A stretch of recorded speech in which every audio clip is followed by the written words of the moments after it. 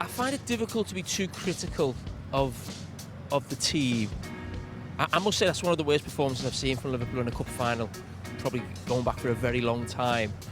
But they've given so much this season, and probably in a position in terms of the league title where no one really expected. They've lost one league game. They've lost here tonight, and they've lost one Champions League game, really. I mean, they've lost in the FA Cup and maybe a dead rubber in the Champions League. But in the main, I think they've probably lost 3 or 4 games that they've really wanted to win all season. So I think what this last week has done is probably shone a light on where Liverpool still need to improve in. And I think the lack of pace in the team, I think, is glaring in the attack.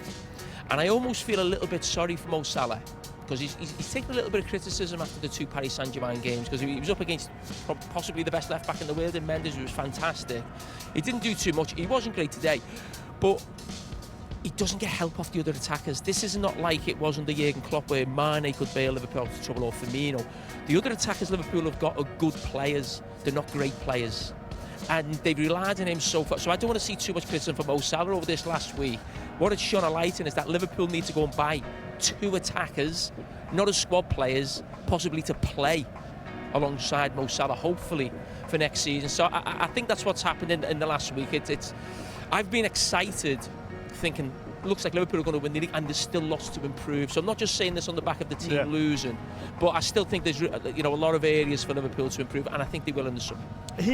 He said taller, stronger, and when referring to Newcastle, and they were clever in their game plan today in going long, which gave Liverpool nothing to press. If you are an opposition manager going for, if you're David Moyes ahead of the Merseyside derby, are you taking note of that? Well, they'll do that anyway, Everton. That's obviously. Well, yeah, my point, make exactly, it really difficult for them. But he stood next to you 2 guys, and he bumped into you, and he said there's going to be a lot of those sort of collisions, and that's something you have to always take into consideration. But I wasn't surprised about Newcastle play today, and I don't think for 1 second that Liverpool would have been. I don't think he wanted to take away anything from what they did. They played so well, but I don't for 1 second think that result on Tuesday, going at 120 minutes, extra time, losing on penalties, how tired and difficult it would have been to go again. And he went with pretty much the same team, but you've also taken out such a lot of their creativity about Trent Alexander-Arnold at right back, because he will just create one thing. I looked at Liverpool today and thought, where's that bit of spark, that creativity going to come from? They really missed him as well. Gakpo's obviously not quite right at the moment.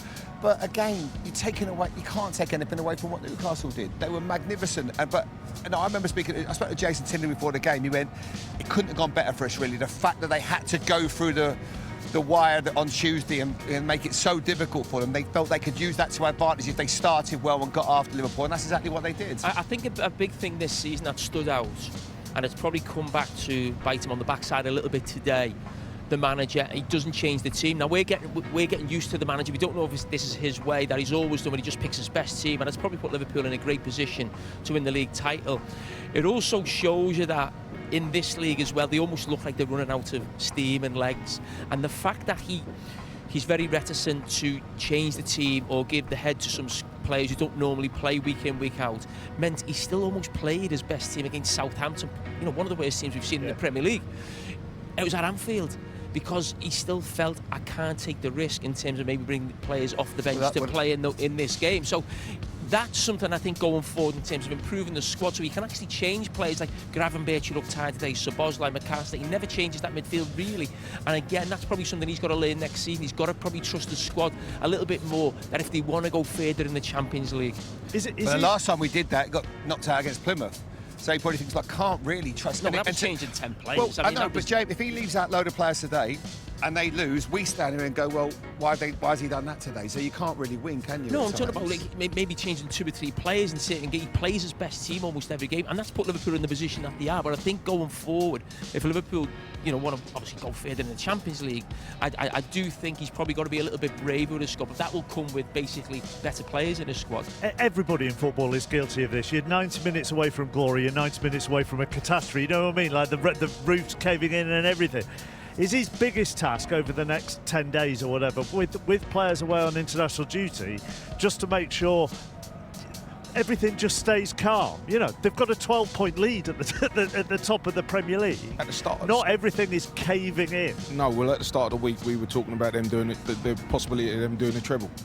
And within a week, they're now just looking at the league and, you know, fatigue and as you said, that game took so much out of them on Tuesday night.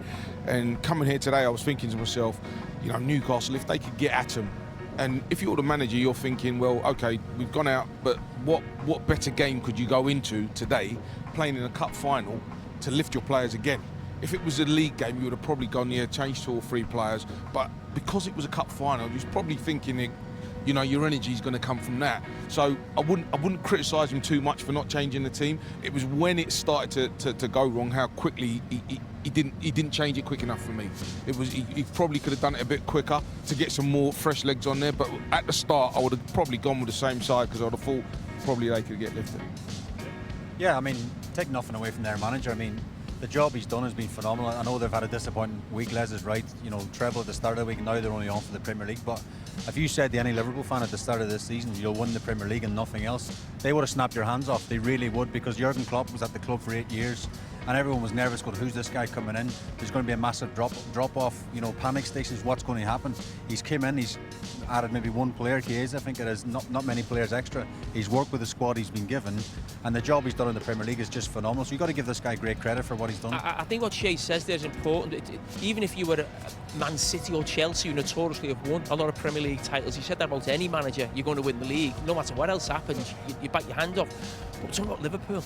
They've won it once in 35 years now. So, I mean, the Premier League is absolutely massive to this club and what they could do, and it still is going to be, fingers crossed, if everything goes to plan, an unbelievable season, because we aren't a club, unfortunately, that have, in sort of the last 30 years, have won titles every few years. It hasn't happened, so it could be still a very special season.